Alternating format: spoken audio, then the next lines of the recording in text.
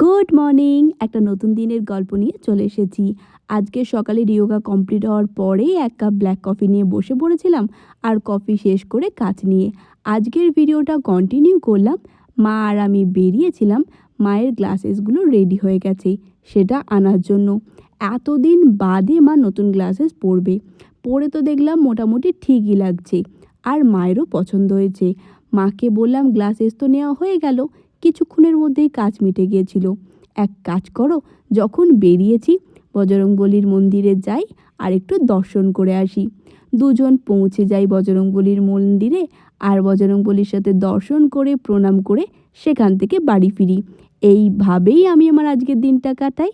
আমার এই ধরনের ভিডিও ভালো লাগলে ভিডিওটা লাইক শেয়ার করে আমার নতুন চ্যানেলটি সাবস্ক্রাইব করে পাশে থেকেও ভালোবাসা দিও। Thank you.